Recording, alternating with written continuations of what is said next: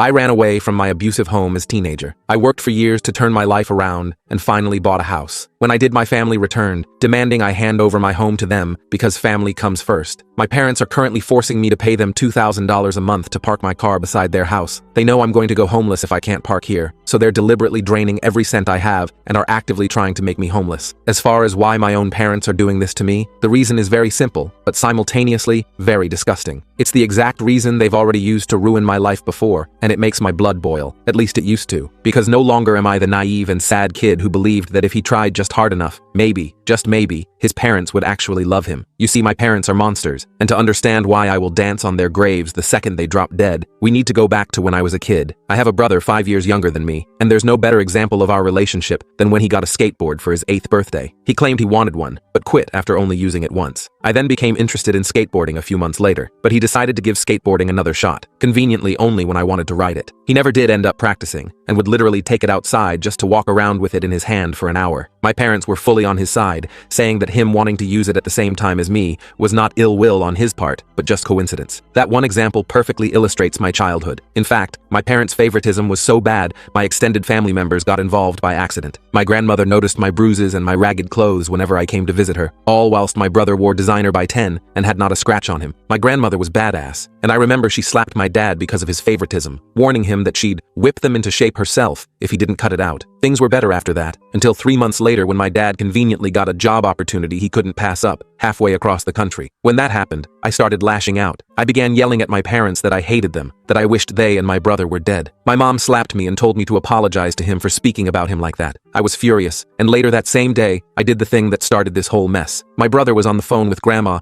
lying through his teeth about how I, yes me, was doing so better, and I just started yelling, "Grandma, he's lying, don't listen to him please, they're still hitting." Click. My brother hung up the phone and went to tell my parents. He lied, and even told them I tried to wrestle the phone out of his hand. That night, my mom and dad laid hands on me like never before. I was used to a bruise here or there, but this time it was different to anything I've experienced. Blow after blow after blow, even after I passed out. I'm positive they thought they culled me. I think they panicked, but instead of calling the ambulance, they put me in the bathtub and left me there hoping I'd wake up. I was 17 at the time. I miraculously woke up that night in the bathtub full of cold water, and in that moment, I made the hardest decision of my life. I packed all my things and left. I had no plan, no money, and no food, but I was still certain being homeless would be better than living with my parents and my brother. And the crazy part is that I was right, until I wasn't. Because even though I lived on the streets for the first few years, committing petty theft to get food and blankets, I eventually found a job and busted my butt to build a life for myself. I found my own place, got therapy, and I truly believe I overcame all my PTSD and trauma. And that was when the universe decided to play one last trick on me, the pandemic. I lost my job, the majority of my savings, and my apartment. I was back at square one. I had nothing but a truck and a cheap camper van to my name. And so, 15 years after leaving my parents, I was forced to come back and grovel at their feet for help. I remember my dad opened the door, and he looked amused. He chuckled and asked if the worm was back to beg for dirt, and my mom had a similar reaction. She called me pathetic and spit on my shoe, saying I'm lucky she's not beating me like she used to for having the nerve to show up here. I told them I was here for just one thing, to ask if I could park my camper van at their house. Surprisingly, they said yes, but under one specific condition. You see, my brother still lived with them, now with his wife, and he was down financially. The condition was that every month, I'd pay $2,000 as a thank you to him for letting me park my camper van. Speaking of my brother, I found out that he and his wife have 4 kids. Their first when his wife was 23, the second a year later, the third 2 years after that, and she just delivered their 4th a couple months ago. I also learned that she refuses to work, despite having a university degree in business management that my parents paid for, and that my dad happily watches the kids all day without complaint. This means their finances depend entirely on unemployment checks. Either way, when my parents told me how much I'd have to pay, I was baffled. Their house sat on nearly an acre of land with plenty of space for my truck. When I pressed my parents about why they were really forcing me to pay, they claimed they had no room and didn't want me there since we haven't gotten along in years. My father crossed his arms and said, "You chose to move out. You can't come running back the minute things get tough. We're not running a charity," my mother said coldly. My parents called my camper an eyesore and told me to leave. My brother and his wife thought it was hilarious that I had to live in my truck, pointing and calling me a homeless loser. CL even took pictures, though thankfully she never posted them online. This is what happens when you don't plan properly. My brother smirked as I drove away, my possessions rattling in the back of my truck, my dignity in tatters. That first night parked in a supermarket lot, I barely slept from fear someone might break in. Every passing car, every distant shout made me sit up in alarm. The next morning, a security guard knocked on my window and told me I couldn't stay there. Company policy, he said, though he looked sympathetic. Try the Walmart on Highway 16. They sometimes let people park overnight. Finding stable parking was incredibly difficult. No other relatives lived nearby, and all my friends were in apartments with strict parking rules. I was also emotionally attached to the area and didn't want to leave. I'd built a life here, had favorite coffee shops, knew all the shortcuts, had connections that might lead to future employment. For months, I lived a nomadic existence. I'd park in different lots each night, trying to be inconspicuous. I dealt with harassment from strangers, people claiming I was violating property rules when I wasn't, and even threats. One night, a group of teenagers banged on my camper and threatened to smoke out the homeless guy before a store employee scared them off. To keep my small refrigerator running, I'd sneak extension cords into outdoor outlets of commercial buildings. Not my proudest moments, but necessary. I had a solar charger for my phone, but needed electricity for my camper batteries. I'd slip into the bathroom of a 24-hour gas station at dawn to brush my teeth and wash my face, buying a coffee afterward to thank the night shift worker who pretended not to notice my morning routine. I found places to shower occasionally. A gym membership helped with that. Public libraries became my sanctuary during the day, offering free Wi-Fi for job searches and a respite from the cramped confines of my truck. The librarians never asked questions when I'd arrive at opening and leave at closing, my backpack stuffed with my valuables that I couldn't risk leaving in the camper. TLDR, lost job and apartment during pandemic, converted truck into living space. Parents refused to let me park on their property unless I paid apartment-level rent. Lived nomadically for months. After months of truck living, I finally landed a job in a neighboring city. It wasn't ideal, a warehouse position with odd hours, but the pay was decent at $18 an hour, and they were hiring immediately. I was still receiving unemployment, but had no stable living situation, and I didn't want to be jobless when benefits expired. Plus, I was going stir-crazy with nothing to do but read, watch DVDs on a portable player, and scout for parking spots and accessible bathrooms. I had to scramble to prepare for the interview, washing my one decent shirt in a laundromat and getting a haircut at a budget salon. The hiring manager, Dave, seemed impressed by my eagerness and work history. "When can you start?" he asked, and I said, "Right now, if you need me to." He laughed, but appreciated my enthusiasm. When I got the job, I essentially lived in the back lot of the company building. My manager actually appreciated this arrangement since I was available for virtually any shift. "Most reliable employee I've ever had," Dave would joke to other staff. "Always on time because he's already here." He even let me detach the camper so I could drive without it. He allowed me to hook up to the building's power and water, and I worked unpaid Sundays as a form of rent. I showered at a friend's place or the gym, since my camper only had a portable toilet I avoided using except in emergencies. The camper was easy to heat in winter with a small electric heater, but summers were brutal without AC. The metal shell would trap heat like an oven, and I'd often sleep with the door partially open on hot nights, a bug screen my only protection. I eventually bought a used portable air conditioner to make it tolerable, though it consumed a lot of electricity and made an awful racket. I earned substantial overtime and learned valuable skills from coworkers. Rick from shipping taught me to operate the forklift. Maria from inventory showed me their tracking system. I became known as the guy who could fill in anywhere. Earlier this year, I was promoted to supervisor with a much better salary of $26 an hour plus benefits. That first paycheck as supervisor felt like winning the lottery. After 2 years of living in my truck, watching every penny, and dreaming of stability, I could finally afford something better. The pandemic was largely behind us. The economy was recovering, and I had steady employment with growth potential. That's when I decided I needed something more permanent. The trauma of losing my apartment taught me I needed long-term stability. I found a 3-bedroom manufactured home just 2 miles from work and somehow negotiated $10,000 off the asking price by pointing out some minor issues that needed repair and offering to fix them myself. I used nearly my entire savings for the down payment and secured a mortgage. Finally, I didn't have to live in a truck. I had enough space to set up my camper in the backyard as a guest house or storage. Moving day was emotional. I didn't have much to move, just my few remaining possessions from the camper. My first night in the house, I slept on a borrowed air mattress in an empty bedroom, but it was the best sleep I'd had in years. I could stretch out fully. I could use the bathroom without planning a trip to a gas station. I could cook on a real stove instead of a camping burner. Over the next few weeks, I furnished the place slowly and inexpensively. Thrift store finds, clearance items, and a few pieces from online marketplaces. Each addition made it feel more like home. A comfortable couch, a small dining table with 4 chairs, a decent bed, simple bookshelves for the few books I'd kept. Nothing fancy, but everything was mine, paid for, and not at risk of being taken away. TLDR, after months of homelessness, got a warehouse job that let me park on company property, worked my way up to supervisor, saved money, and finally bought a modest manufactured home. After settling in, I proudly posted about my new home on Facebook. Nothing fancy, just a simple post. After 2 years of living in my truck camper, I finally have a real home again. Hard work and perseverance paid off. I included a few photos of the exterior and my sparsely furnished living room. The post got lots of supportive comments and congratulations. Big mistake. A few weeks later,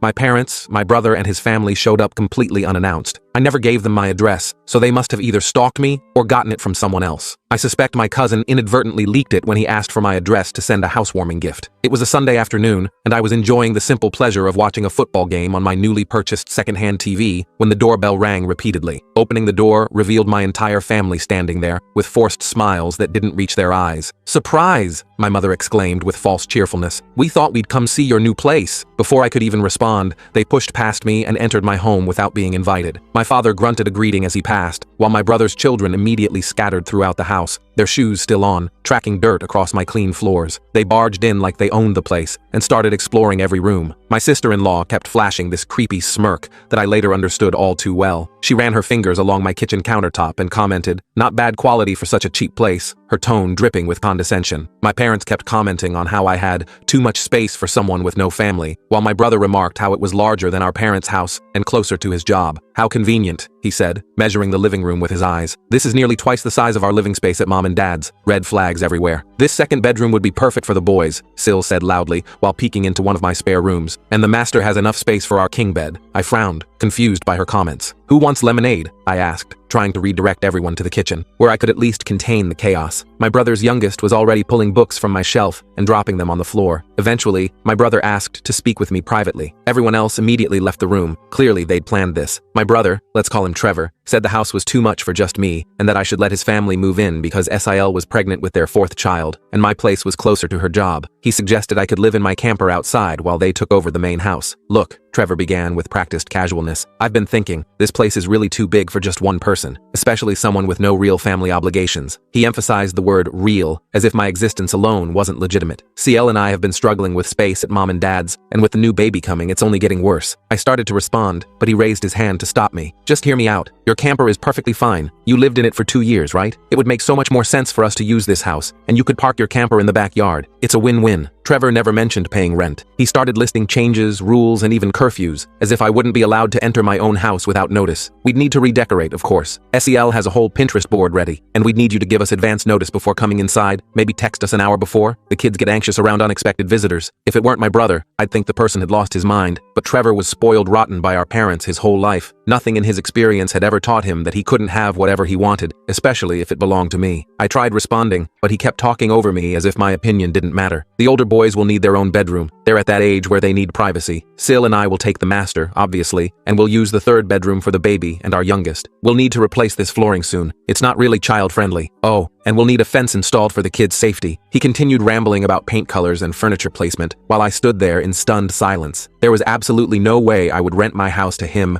or his obnoxious SIL. I've seen similar situations in online videos, but never imagined experiencing it myself. I discreetly started recording on my phone. Trevor didn't notice or care and continued ranting about why he deserved my house, then extended his hand like we had an agreement. "So, when can we start moving in? This weekend would be ideal. CL already gave notice at work since this place is too far from her current position." That's when I finally found my backbone and shouted, "Hell no!" Trevor stumbled backward in shock. I'd rarely raised my voice to him because our parents always punished me for it, but this was my house, not theirs. I stood up and told him my property wasn't available for takeover, and it wasn't my fault he kept having kids and couldn't afford to move out of our parents' place. "Are you serious right now?" I continued. "You show up unannounced, barge into my home that I worked years to afford, and then suggest I should just hand it over to you and live in my truck again? Have you completely lost your mind?" Trevor got right in my face and said I didn't deserve the house, and he needed a better place for his family. "You don't understand what it's like to have real responsibilities," he hissed. "You've only ever had to think about yourself. Meanwhile, we're raising 4 children in a cramped space with no privacy." I laughed and said that was complete nonsense. I worked hard for this house. I lived in a truck for 2 years. I worked overtime every week, saved every penny, and finally bought this place with my own money. "Your lack of planning doesn't constitute an emergency on my part." He started yelling that I had no spouse or children, so I didn't need the space. "What do you even need 3 bedrooms for? To store your comic books? We have actual human beings who need rooms." I pointed out he never even offered rent, meaning I'd be covering the entire mortgage without being allowed to live in my own home. "So you expect me to pay for this house while living in my camper, while you and your family live here for free? That's beyond entitled. It's delusional." He yelled that he shouldn't have to pay rent because family comes first, and Mom and Dad said you were going to do this. His face reddened as he added, "After everything we've done for you over the years, this is how you repay us." "Everything you've done for me?" I replied incredulously. "Like what, exactly? Making my childhood miserable? Laughing when I became homeless? Refusing to let me park on our parents' property unless I paid extortionate rent?" I shouted back that our parents had no right to give away my house. house. Right on cue, my parents and SIL burst in and surrounded me, trying to pressure me into agreeing. There was a lot of arguing, but I kept hearing, "Just do it for Trevor," repeatedly. "You've always been selfish," my mother accused, her face twisted with disapproval. "Trevor needs this house more than you do. Why can't you understand that?" My father added, "Son, sometimes in life we have to make sacrifices for family. This is one of those times." Sil stood with her hands on her pregnant belly, her expression a calculated mixture of outrage and victimhood. "I can't believe you'd put your own comfort above the needs of your nieces and nephews. What kind of uncle are you?" I told them they had no say in my life or my property, and to leave before I called the police. Sil screamed that she was pregnant again, and I couldn't do this to her. I reminded her that I hadn't done anything to her. She just assumed she could take from me without permission. I called her a stuck-up witch who never respected me, and said I didn't care how many kids she had. "Having children was your choice," I said firmly. "I'm not obligated to house them. I'm not their father. You and Trevor are their parents. It's your responsibility to provide for them, not mine." That pushed her over the edge. She attacked me, landing one punch before Trevor restrained her kicking and screaming. She demanded to be released so she could scratch my eyes out. I held up my phone and threatened to call police if they didn't leave immediately. "I have everything recorded," I warned, backing away. "If you don't leave now, I'm calling the police and pressing charges for assault." My parents gave up and told Trevor they were leaving. My mother said I had a week to come to my senses. I told her that wouldn't happen and not to return. I also warned SEL that I had recorded everything and would press charges for assault if she tried anything else. She stormed out, sobbing theatrically. My mother was last to leave, insisting I needed to do this for Trevor and Sil. I firmly told her it wasn't happening. "Mom," I said as she lingered in the doorway, "I want you to hear this clearly. I will never give up my home to Trevor and SEL. Not now, not in a week, not ever. If you come back to pressure me again, I'll call the police immediately." As they loaded into their vehicles, I could see them huddled together, likely plotting their next move. This wasn't over. I could feel it. They wouldn't accept no so easily after a lifetime of getting their way. TLDR. Family showed up uninvited to my new home. Brother demanded I give him my house and live in my camper. When I refused, SIL physically attacked me. I threatened to call police, and they finally left. As I mentioned earlier, I know this story sounds unbelievable. Similar stories exist online, but entitled families aren't exactly rare. By reading about my parents, you'll understand how they created this situation by spoiling my brother into the entitled person he is today. They've never given a real explanation for their favoritism, and I fear there isn't one. Some people can't justify choices like child favoritism. They just double down on supporting the child they chose. After kicking my family out, I immediately shared what happened on social media with our extended family. I knew they'd try to twist the story to make me the villain, so I acted preemptively with video evidence to back my account. I didn't post the entire recording publicly, but I sent clips to key relatives who I knew would spread the word. "I need to share something disturbing that happened today," my post began. "My brother and his family showed up unannounced at my new home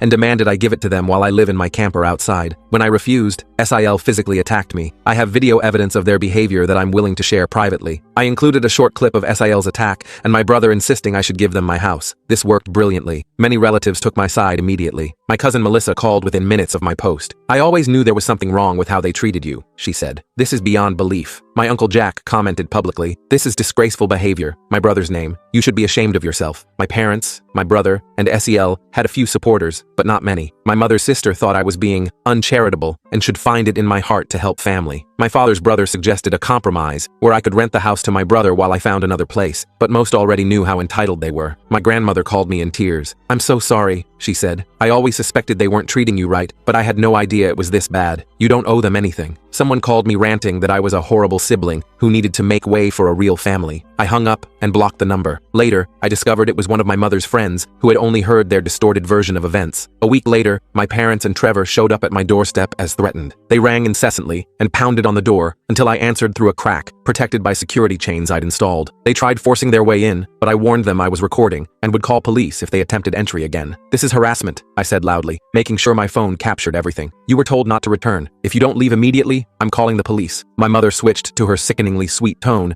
and asked if I was ready to let Trevor move in. "Honey, we're just trying to find a solution that works for everyone. Trevor's family really needs this space, and you're all alone here." I told them all to get lost and never return. She started crying and asked why I couldn't just do this for Trevor because he's my beloved brother. I laughed and said I didn't love him as a brother because he'd mistreated me for years with their encouragement. I told them they were terrible parents and he was a terrible brother and to leave before I called the police. "You don't mean that," my mother gasped, clutching her chest dramatically. "We've always tried to be good parents to you." "No, you haven't," I replied firmly. "You've always favored Trevor, and you know it. You let him abuse me growing up. You didn't care when I became homeless, and now you want to take away the home I earned through my own hard work. What kind of parents does that make you?" Trevor tried to interject, but I cut him off. And you were a horrible brother. You broke my things, you flirted with my girlfriend until she left me, you laughed when I lost my apartment. Why would I ever want to help you? Surprisingly, they left relatively easily, which should have been a warning sign. I thought the nightmare was over, but I was wrong. I returned home Friday evening to find a moving truck and Trevor's minivan in my driveway. They were moving their belongings into my house. Two men, friends of my father I assumed, were carrying a sofa toward my front door, which stood wide open. Boxes labeled kitchen and kids' room were stacked on my porch. Trevor just waved with a smug grin when he saw me. My heart raced as I slammed on the brakes and leaped from my truck. "What the hell do you think you're doing?" I shouted, rushing toward the movers. "Stop right now!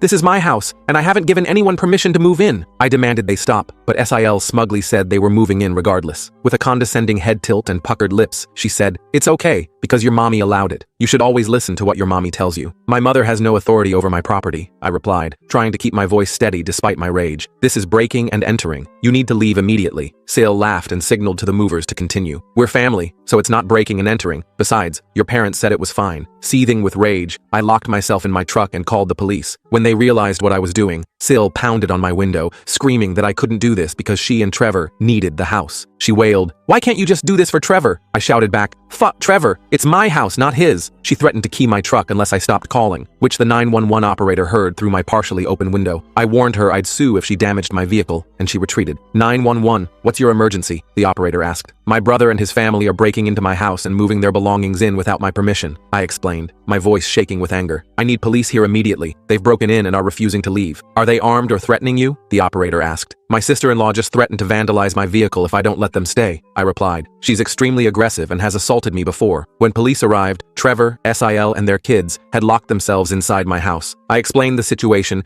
and showed my driver's license with my current address. "This is my property," I told the officers. "I have the deed and mortgage documents inside. They showed up while I was at work and broke in." One officer, a tall man with a weathered face, nodded. "Let's go talk to them." When we approached the front door, I discovered they'd changed the lock. The drilled-out original lock and the Harbor Freight drill they'd used were still sitting on the porch. Could they have left more evidence? "Look at this," I said, pointing to the destroyed lock cylinder. "They actually drilled out my lock and replaced it." The second officer, a younger woman, picked up the drill with a gloved hand. "That's definitely breaking and entering," she confirmed, shaking her head in disbelief. My parents arrived while I was talking to the officers. They immediately lied, claiming I'd agreed to rent my house to Trevor's family. "There's been a terrible misunderstanding," my mother insisted, her voice quavering with false sincerity. "My son agreed to let his brother's family move in. He's just having second thoughts now." I said that was easily disprovable. I never agreed to any such arrangement. I explicitly told them multiple times they could not move in. I have videos of our previous confrontations where I clearly stated they were not welcome here. The female officer asked if I had documentation proving ownership. "My mortgage papers and deed are inside the house, which I can't access because they've changed the locks," I explained. "But you can verify my identity matches the property records." Trevor and Sil finally emerged with papers in hand, looking absurdly smug. Trevor's youngest clung to his leg, crying dramatically on cue. "We have a rental agreement," Trevor announced triumphantly, waving a document. They'd actually printed a fake rental agreement with a forged signature that looked nothing like mine. The agreement stated they would pay $300 monthly for the entire house while I lived in the camper, an absurdly low amount that wouldn't even cover a quarter of my mortgage. I informed them this was blatant fraud that could be easily proven and result in jail time, potential job loss for Trevor, and a lawsuit for any damage to my property. I also threatened to call Child Protective Services. "What kind of example are you setting for your children?" I asked loudly. "Breaking into someone's home, forging documents, teaching them that they can take whatever they want? Do you think CPS would approve of that parenting?" Trevor went pale with fear, but my mother stepped between us, insisting I should just live in the camper so they could finally have a family home. I yelled that if she thought it was such a good idea, she could give Trevor her house instead. "Why don't you move into a camper in your backyard and let Trevor have your house?" I challenged. "If it's such a reasonable arrangement, surely you wouldn't mind doing it yourself." My mother sputtered. "That's different. We've lived in our home for 30 years, and I've worked for 2 years to get this home," I countered. "What makes his needs more important than mine?" The police separated us, and I loudly detailed their crimes: breaking in by drilling my lock, forging documents, and assault, which I had on video. These were felonies I could ruin their lives with, and the only reason I hadn't was for the kids' sake. I gave them one chance to leave. The male officer spoke firmly to my family. "This is clearly this gentleman's residence. You need to remove your belongings immediately and vacate the premises. The alternative is arrests for breaking and entering, forgery, and criminal trespass." Finally realizing they couldn't force me, my mother surrendered and agreed to end this. She spoke quietly with SIL, who instantly began sobbing dramatically while tearing the fake rental agreement into confetti until an officer ordered her to pick up the litter. letter. Don't destroy that, the female officer said sharply. That's evidence of attempted fraud. Sil reluctantly gathered the torn pieces, her mascara running down her cheeks. This isn't fair, she whimpered. We need this house more than he does. The officers looked completely done with the situation. Trevor began instructing his kids to reload the truck while they cried. The oldest complained he wouldn't get his own room now. But Dad, you promised I wouldn't have to share with the baby anymore. They gathered in a clearly rehearsed group pose with quivering lips, Sil rubbing her pregnant belly, and Trevor making the saddest face possible while pleading, please don't do this. We need to live here. I remained firm and told them to keep packing. The children and Sil escalated their crying, and Trevor shouted, are you satisfied with yourself? You've denied us a home because you're too selfish to share and help out family. I burst out laughing and explained that what he wanted wasn't sharing but taking, and no amount of crying would change my mind because he wasn't my brother anymore, just an entitled brat who thought he could take whatever he wanted from me, like when we were kids. This isn't sharing, I said clearly, for the benefit of the officers and anyone else listening. Sharing would mean we both get something. What you wanted was to take my entire house while I live in a camper and still pay the mortgage. That's not sharing, that's theft. Trevor cursed at me until the police threatened to arrest him regardless of whether I pressed charges. I asked the officers to stay until everyone left, and they agreed. More patrol cars arrived, giving my family extra motivation to hurry. Watching them pack was surreal. They'd brought nearly everything they owned, clearly planning to move in permanently. Beds, dressers, toys, kitchen appliances, even photo albums and wall decor. They genuinely believed they could just take over my home without consequences. I demanded Trevor give me the keys to my new lock. He threw them down the street into a storm drain, but an officer made him retrieve them, getting filthy in the process. He slammed them into my hand with a glare. I hope you're happy, he hissed. My children will still be crammed into one room because of you. I ordered them all to leave and never return. My mother threatened to disown me, as if that would hurt me. I sarcastically replied, oh no, that means I won't get to come to holidays where you treat me like garbage anyway. If Trevor ever needs an organ donor, I wouldn't give him a toenail clipping. So do what you always told me to do. Suck it up. My parents looked stunned, with the officers visibly judging them. If you want to expose toxic parents, confront them in front of law enforcement when they can't retaliate. My mother sobbed while walking away. My father looked like he wanted to hit me, and Trevor just held his defeated children. Sil was having a tantrum on my front lawn. This isn't over, she shrieked, stomping her foot like a toddler. You can't keep doing this to us. I haven't done anything to you, I replied calmly. You've done this to yourselves. They quickly loaded everything back into the truck. Throughout the process, my mother kept trying to negotiate, saying Trevor could pay rent, or I could move back with them while Trevor rented my house. I told her to shut up and keep packing because I wanted nothing to do with any of them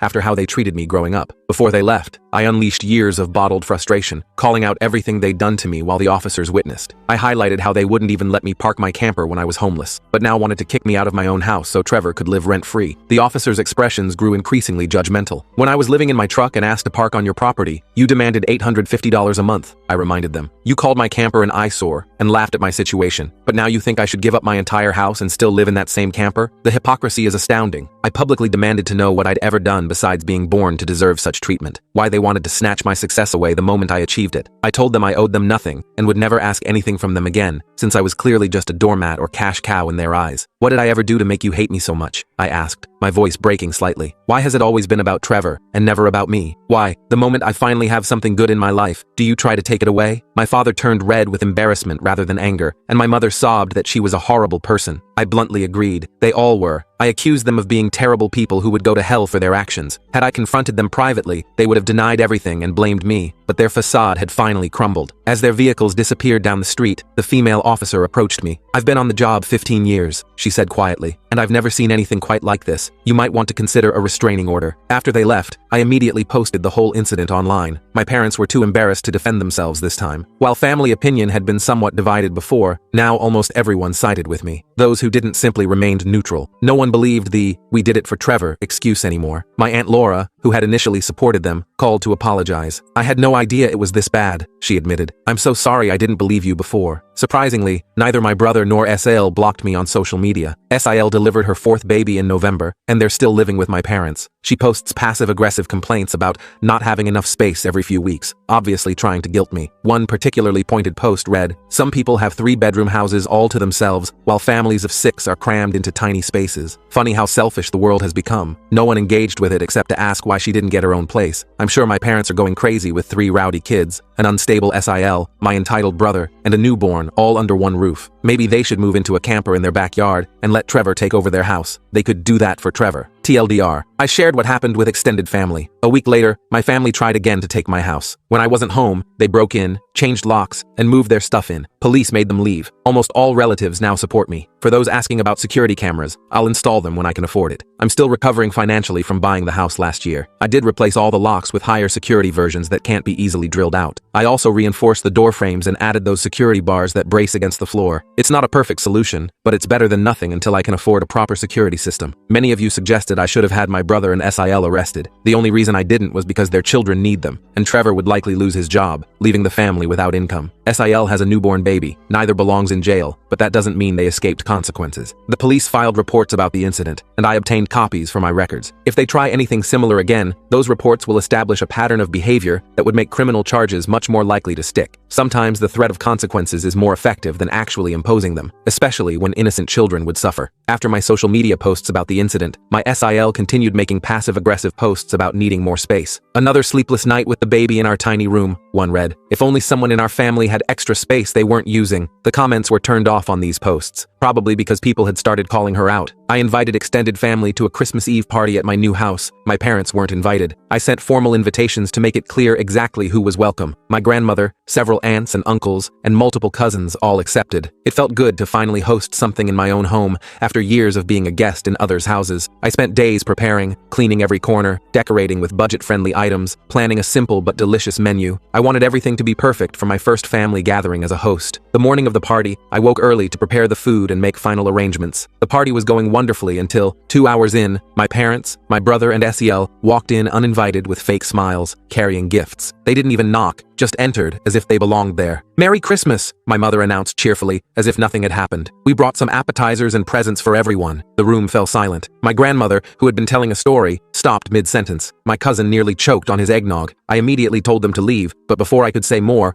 my uncle, my mother's brother, stood up and shouted that they didn't deserve to be in my home after what they'd done. "Have you no shame?" he demanded. "After trying to steal his house, you think you can just walk in here like nothing happened?" Several relatives backed him up. "You weren't invited for a reason," my cousin Melissa added firmly. "This is incredibly inappropriate." My grandparents intervened, telling my parents that if they wanted to reconcile, it was far too soon. They expressed their disappointment and said my parents needed to treat me like an actual son if they ever wanted a relationship again. They told Trevor and Esil to stop the nonsense about my house. It would never become their home. "I've been quiet about this for too long," my grandmother said, her voice quavering with emotion. "You've always favored Trevor, and I've watched how it's hurt this boy his entire life. What you tried to do with his house was the last straw. You should be ashamed of yourselves." Sil threw another tantrum, crying that she should be living here instead of me, since she had 4 children needing space while I had no family. I couldn't resist pointing out that she was a terrible mother who let my dad handle most childcare while she drank, played on her phone, or spent Trevor's money. I even joked her baby would get drunk from breast milk, which admittedly went too far. "I apologize for that comment," I said immediately, noticing the shocked expressions. "That was inappropriate, but everything else I said is true. Dad watches your kids more than you do, Esil. Everyone knows it." Trevor's 7-year-old son started kicking and screaming at me, saying his dad told him I was the bad guy who made him cry and wouldn't let them live here. "You're mean," he shouted, his little face red with anger. "Dad says you have too much house and don't need it." Trevor pulled him away, but the rest of my relatives joined in with a family intervention against them. My Aunt Carol, usually the peacekeeper, spoke up. "Using your children as emotional weapons is despicable," she told Trevor. "Teaching them that they're entitled to take what isn't theirs is terrible parenting." Everyone was crying. CL, the baby, the children, and even Trevor nearly broke down from the verbal lashing. He just sat on my shoe ottoman looking completely broken, unable to make eye contact. They all left in defeat, and we resumed the party without mentioning what happened. Since most adults had been drinking, everyone stayed overnight. Some even slept in my camper. They were amazed I'd lived in it for 2 years and had many questions about the experience. "I can't believe you managed in such a small space for so long," my cousin remarked while examining the camper the next morning. "I'd have gone crazy after a week." "You adapt," I explained. "After a while it becomes normal. You learn to live with less, to organize efficiently. It wasn't ideal, but it taught me a lot about what I really need versus what I just want." After the holidays, SEL finally stopped posting about me and deleted her previous complaints. In January, she briefly posted about trying to convince my parents to get a camper so Trevor's family could have their entire house. But my parents firmly refused to be pushed out of their own home. "Some people understand the importance of family and sacrifice," she wrote cryptically. "Others clearly don't." She quickly removed the post and has barely posted since. Trevor can't afford to move out on just his salary, and SIL has realized no one's listening to her complaints anymore. Life has calmed down for me. I've invited friends over for poker nights despite being terrible at the game. I'm just happy to have a place where we can all gather, I told them, dealing another terrible hand. The company matters more than winning. I've rented out 2 bedrooms to friends, which helps cover my mortgage. They're respectful roommates who appreciate having a decent place to live at a fair price. We share cooking duties and have movie nights in the living room. It's the healthy, functional household I never had growing up. Sayel freaked out when she found out, and my mother cried about how I could have rented those rooms to Trevor's family instead. I reminded her they broke into my house, and there wasn't enough space for all of us anyway. You'd rather have strangers in your home than your own flesh and blood? My mother sobbed during a rare phone call. I'd rather have respectful roommates who pay rent and don't try to steal my house, I replied calmly. And they're not strangers. They're my friends. My parents haven't bothered me about the house since then. I'm doing well. My parents and Trevor, not so much. It turns out SEL is worse than I thought. Trevor's youngest child isn't actually his. CL had an affair, something a few commenters predicted months ago. The truth came out when the baby's features became more distinct, and he didn't resemble Trevor or any of the other children. A DNA test confirmed what many had suspected. She's been kicked out of the family, and Trevor recently finalized the divorce, which went in his favor since we live in an at-fault state. Trevor successfully removed his name from the baby's birth certificate. After the Christmas confrontation, my parents and Trevor finally stopped listening to SIL. They've started attending church, perhaps because I said they'd go to hell for their actions. My parents even came to personally apologize after seeing animated videos of my previous posts online. They acknowledged their narcissism and admitted to wronging me terribly. We've been terrible parents to you, my mother admitted, her eyes downcast. We can't undo the past, but we want you to know we recognize our failures. My father, always a man of few words, simply said, "I'm sorry, son. I was wrong." I appreciated their apology, but maintained my boundaries. "Thank you for acknowledging what happened," I replied. "It means something to hear you admit it, but rebuilding trust will take time, if it happens at all." Trevor and Esil's marriage collapsed spectacularly. Without me as a scapegoat and after public humiliation,